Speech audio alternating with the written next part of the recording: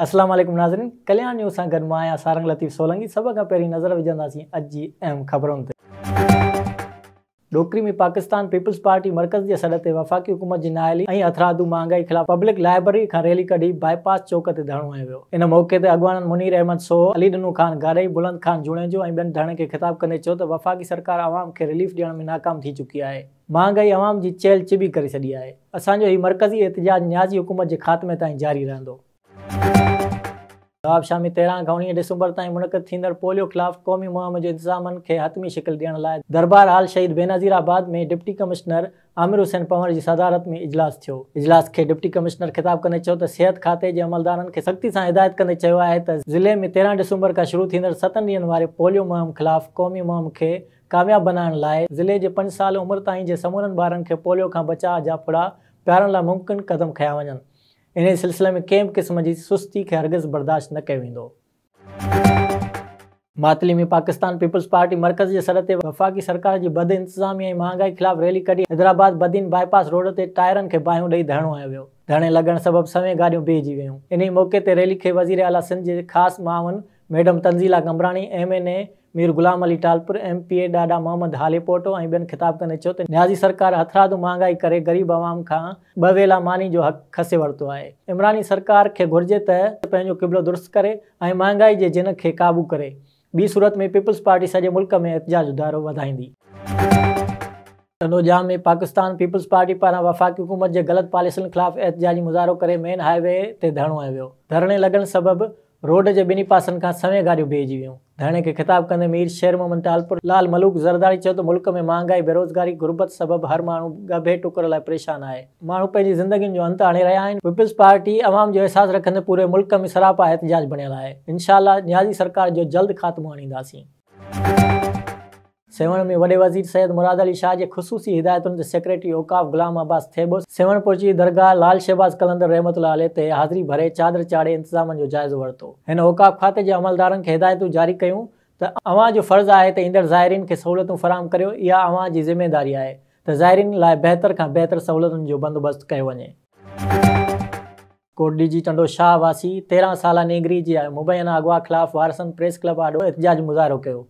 इन ई मौक़े ते मीडिया आॾो धाईंदे इल्ज़ाम हणंदे विजय कुमार इकबारी हाकर किश्वर कुमार चयो त तर जे बासरनि हथियारबंद साण करे असांजे घर में दाख़िल थी 13 सालनि जी न्याणी किरण कुमारी खे अगवा करे खणी विया आहिनि, जिन जो असां बर वक़्तु कोट डीजी पुलिस खे इतला ॾिनो, पर पुलिस अगवा थियल नींगरी खे बाज़ाब करण में मुकमल नाकाम थी चुकी आहे। हिननि DIG सखर SSP खैरपुर खां घुर कई त नोटिस वठी बासर जवाबदारनि खे गिरफ़्तार करे नींगरी खे बाज़ाब कराए ॾिनो वञे। ॿिए तरफ़ राब्तो करण ते SHO कोट डीजी ॿुधायो त नारी किरण कुमारी ऐं नौजवान ओम प्रकाश मेघवाड़ खैरपुर जी अदालत में पसंदि जो परणो करे छॾियो आहे ऐं जवाबदार बि घर ख़ाली करे फ़रार थी विया आहिनि। वधीक जांच हलंदड़ आहे। लाड़काणे जे SSP इमरान कुरैशी जी हिदायतुनि ते लाड़काणो पुलिस जी कामयाब कार्रवाई। क़त्ल ऐं चोरियुनि जे संगीन केसनि में इश्तिहारी जवाबदार गिरफ़्तार। इलाहाबाद पुलिस जे ॻुझे इतला ते SHO फिदा हुसैन भट्टी जी अॻवानी में किननि खूहनि लॻ कार्रवाई करे ॾखण थाणे जी हद में घुरबल क़त्ल, चोरियुनि समेत ॿियनि केसनि जे इश्तिहारी जवाबदार रोशन शर खे गिरफ़्तार करे वरितो आहे। इन ई मौक़े ते SHO मीडिया सां ॻाल्हाईंदे चयो त ॾुआरियुनि खे ॻोल्हे कानून जे कटहण में आणणु असांजो फ़र्ज़ में शामिल आहे। गुलारची में पीपल्स पार्टी पारां वधंदड़ महांगाई ख़िलाफ़ एहतिजाज करे कराची बदीन रोड ते धरणो हणी रोड ब्लॉक करे छॾियो, जंहिं सबबि ट्रैफ़िक मुअतल रही।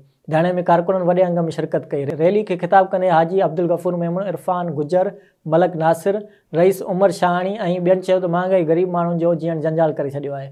माण्हू अटे ऐं अजे लाइ परेशान आहिनि। अॻवाननि वधीक चयो त न्याज़ी हुकूमत बदतरीन हुकूमत आहे, जे मुल्क जी मईशत खे मुकमल तौरु तबाह करे छॾियो आहे। हिन मुल्क जे बचाव लाइ इमरान ख़ान जी हुकूमत जो ख़ात्मो ज़रूरी आहे। जरवार वेझो ॻोठु वाहिद बख़्श लुंड ते हथियारबंदनि हमलो करे 2 औरतुनि नज़ीरा लुंड, काइनात लुंड ऐं 2 मासूम ॿारनि खे मुबैना अगवा करे छॾियो। वाक़िए खे 24 कलाक गुज़रण बावजूदि पुलिस अगवा थियलनि खे बाज़ियाब न कराए सघी। अगवा थियल औरतुनि ऐं ॿारनि जी बाज़ियाबी लाइ वारसनि जो SSP घोटकी जे आफ़ीस आॾो एहतिजाज करे धरणो हयो वियो। मुज़ाहिरीन मीडिया सां ॻाल्हाईंदे इल्ज़ाम हणंदे चयो त जरवार पुलिस को बि ताउन करण लाइ तयारु न आहे। 24 कलाक गुज़रण बावजूदि असांजियूं औरतूं बाज़ियाब न थी सघियूं आहिनि। मुज़ाहिरीन SSP घोटकी खां घुर कई त फ़ौरी तौर ते औरतुनि ऐं ॿारनि खे बाज़ियाब कराए इंसाफ़ फ़राहम कयो वञे। दादू में PP ज़िले सदर MNA रफ़ीक अहमद जमाली, MPA फयाज़ बुट, MNA Irfan Zafar लिगारी, MPA Kulsoom Chandio, MPA Sanjila लिगारी, MNA Musarrat मयसर ऐं ॿियनि जी अॻवानी में वफ़ाक़ जे नाअहली सबबि मुल्क में थींदड़ महांगाई ख़िलाफ़ जमाली हाउस खां रैली कढी जोई मोड़ अंडस हाईवे ते धरणो वियो। इन मौक़े ते अॻवाननि धरणे खे ख़िताब कंदे चयो त मुल्क में महांगाई चोट चढ़ी वई आहे। मुल्क जी अवाम 2 वेला मानी लाइ परेशान आहे। इमरान खान तारीख़ में मुल्क जो बदतरीन वज़ीर आज़म आहे, जंहिंखे इंशाअल्लाह ईंदड़ चूंडनि में शिकस्त नसीब थींदी। नवाब शाह शहीद बेनज़ीर भुट्टो यूनिवर्सिटी में BBA ऐं BS प्रोग्राम्स में नए तालीमी सेशन लाइ दाख़िला भराए 2022 जे computer base pre entry test main campus में वरिती वई। हिन साल 2200 उमेदवारनि खे टेस्ट में विहण लाइ अहल करार ॾिनो वियो आहे। शागिर्द ऐं शागिर्दियाणियूं मुख़्तलिफ़ शोबनि information technology, education, media studies, chemistry, genetics ऐं मॉलिक्यूलर बायोलॉजी, इंग्लिश, सिंधी समेत ॿियनि शोबनि में दाख़िला लाइ हिसो वरितो। 3 ॾींहनि ताईं हलंदड़ हिन प्री एंट्री टेस्ट में यूनिवर्सिटी इख़्तियारनि पारां शागिर्दनि खे इम्तिहानी हाल में मोबाइल कैलकुलेटर खणी अचण ते पाबंदी हणी छॾी। टेस्ट जे विज़िट दौरान wise chancellor professor doctor Amanat Ali Jalbani media सां ॻाल्हाईंदे चयो त शहीद बेनज़ीर भुट्टो यूनिवर्सिटी जी हमेशह खां इहा कोशिशि रही आहे त शफ़ाफ़ियत खे पंहिंजो नस्बुल ऐन बणायो वञे, जीअं मेरिट जी लताड़ न थी सघे ऐं अहल शागिर्दनि ऐं शागिर्दियाणियुनि खे आला तालीम हासिल करण लाइ मुश्किलातूं पेश न अचनि। नाज़रीन, ही हुयूं अॼु अहम ख़बरूं। वधीक तफ़सीली ख़बरुनि लाइ विज़िट कंदा असांजी वेबसाइट www.dailykalyan.com ऐं असांजो YouTube चैनल ऐं Facebook पेज डेली कल्याण।